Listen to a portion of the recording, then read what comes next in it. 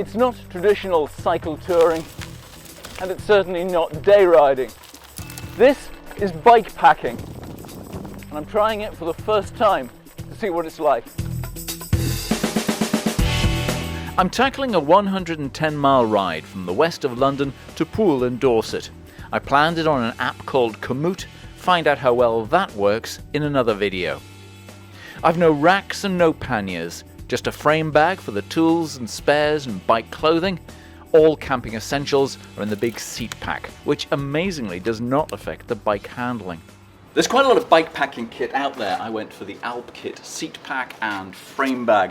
There is another brand that has a lot of people doing videos about it, but I looked at it, I didn't think it was quite as good value as the Alp kit. It fastens with 2 straps over the saddle rails and 2 Velcro straps around the seat post. I went for the biggest seat pack I could find. I didn't get the EXO rails that had stabilisation, and I haven't needed it yet. The frame bag has to be the right size for your bike frame. I put inner tubes and tools in one side, arm and leg warmers plus a gilet in the other, tent poles down the top. To hold a power bank for my phone and Garmin, I put this pack on the top tube. There was room for some food, but not a lot. The setup is streamlined and, unlike panniers, does not catch the wind. It didn't used to be like that. When I rode across Spain 30 years ago, the panniers were a pain in the headwind. Having hiked 2,500 miles, the length of the United States, I know about ultralight travel, and I'm using those techniques here. That means taking food where you find it. Coming up on 3 hours, haven't seen any cafes, but fortunately, a couple of garages, best place to stop off and get a breakfast coffee, 9:30. I live in the Scottish Highlands, so all this is new to me, and it's delightful. If I was to say to you Basingstoke Canal, you wouldn't automatically think, wow, that'll be beautiful. But actually, it's gorgeous. However, navigating by Garmin, it's easy to miss stuff. There's definitely a bit of that sat-nav thing whereby you only know what you can see on your screen and what you've got immediately around you.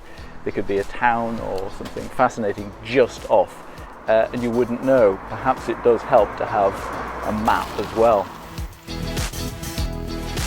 The thing I'm starting to realise about this bike packing lark is how slow I'm travelling, around about 10 miles an hour. Why? I think partly because the bike trails are slow going, they're shared, the surfaces are rough and you really can't get up any speed. But on the road, that pack does slow you down, especially on the hills, which are 50% harder than normal. And I'm starting to feel it in my legs. I feel as if I've done more than 55 miles. And yeah, still 55 to go. Lunch is in Tesco's car park. I'd been trying to complete the 110 miles in one day, but the New Forest looks so nice I decided to camp for the night. This is what has been on the back of my bike. I'm not going to do any fancy time lapse. I'm just going to show you this setup. It is a bit TARDIS-like that I have pulled all this stuff out of that one bag, plus the tent poles. And my friends who do Audax will be laughing at me for carrying so much stuff. And I've got down vest, Gore-Tex jacket, I've got a complete change of clothes, tops, bottom, sleeping bag.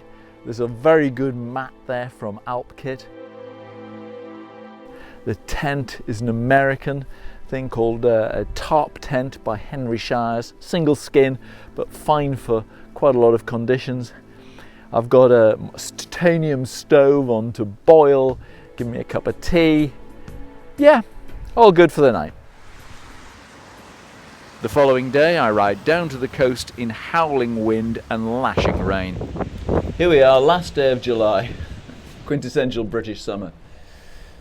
I think the main thing I've learned about bike packing is how much slower I travel, particularly when I'm following touring routes. I was averaging just over 10 miles an hour yesterday, which is a lot below my normal. And because I was trying to make this 100 miles, I was pushing myself a bit too hard and I was 12 hours in the saddle. I was glad I stopped for the night and I was aching when I did. But I'm really pleased that I feel fine this morning and ready to go again. I'm also pretty pleased I'm nearly at my journey's end.